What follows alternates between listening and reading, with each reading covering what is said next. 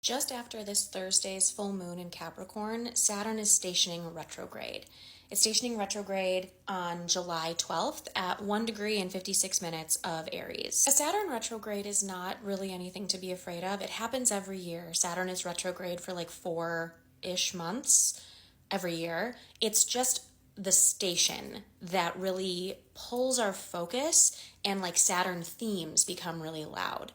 I'm gonna guess it's gonna be like around the time of the full moon, because the full moon is ruled by Saturn. And then just like late this week into the weekend, you might feel some heavy Saturn stuff. Saturn is the planet of responsibility, obligation, discipline, patience, consistent hard work.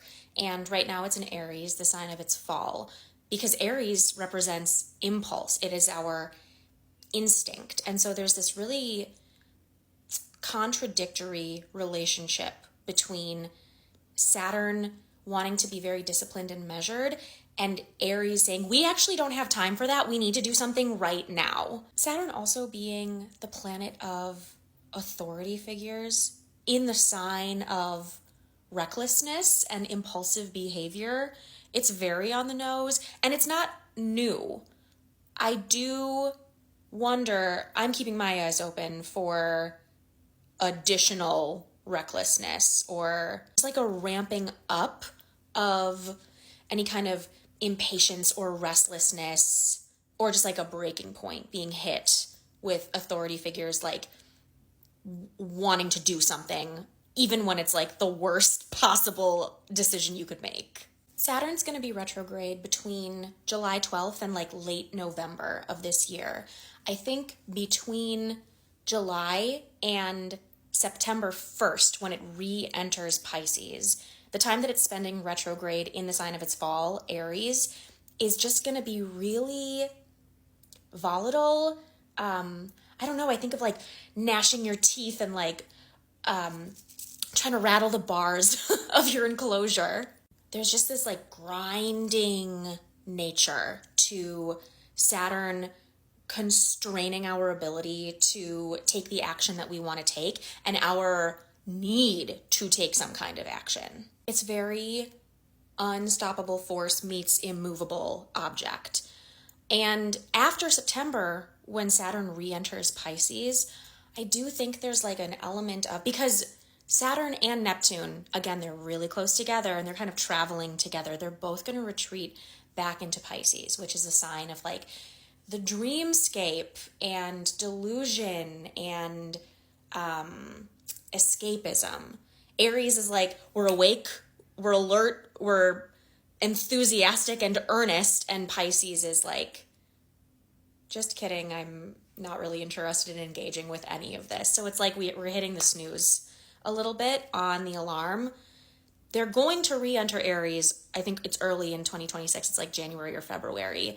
And so there's this element of being really galvanized into action right now.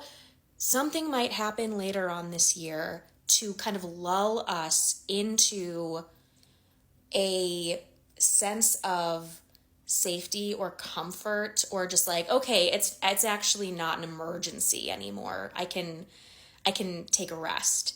And then Neptune and Saturn station direct. They move into Aries. They conjoin. They are not going back to Pisces. We are really fully awake to something. I know I've said this before.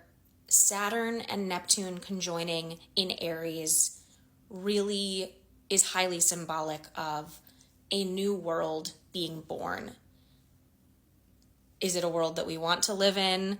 Is it a world that is manifesting according to our dreams or someone else's dreams? And while I was making notes on this retrograde, the phrase, and actually the moment when Sinead O'Connor on SNL held up a picture of the Pope, tore it up, and said, "Fight the real enemy," that moment popped into my head.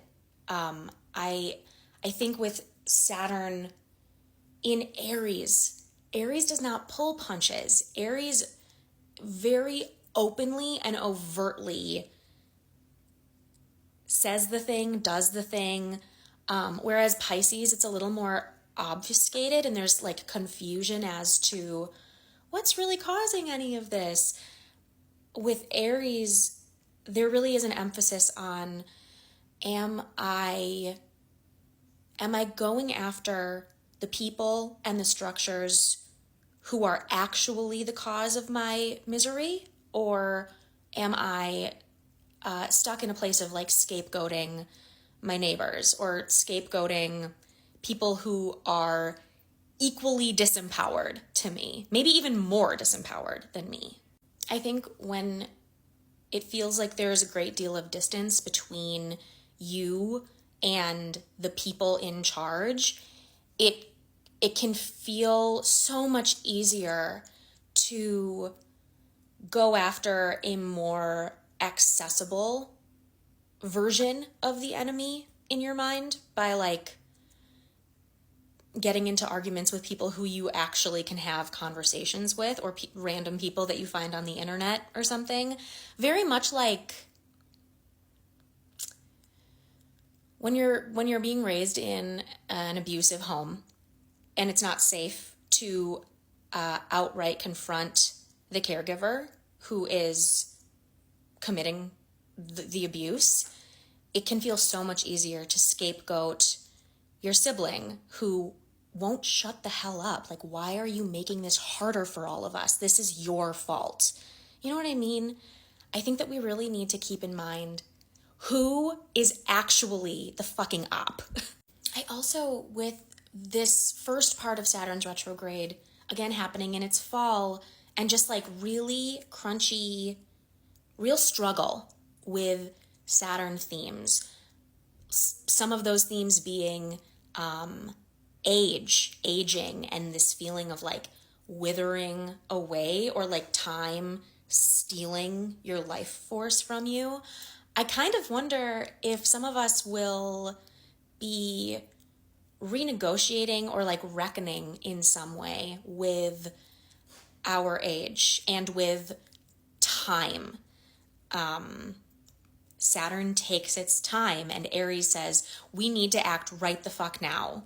So this experience of feeling like you need more time than you have and having to force a compromise between those two realities, I think is just going to be something that really frustrates us in the coming months, and especially, again, during this station. Other Saturn themes that you might notice drawing attention are things like depression, fear, self-doubt, the experience of oppression, like systemic oppression, anything that holds you back from practicing your own agency.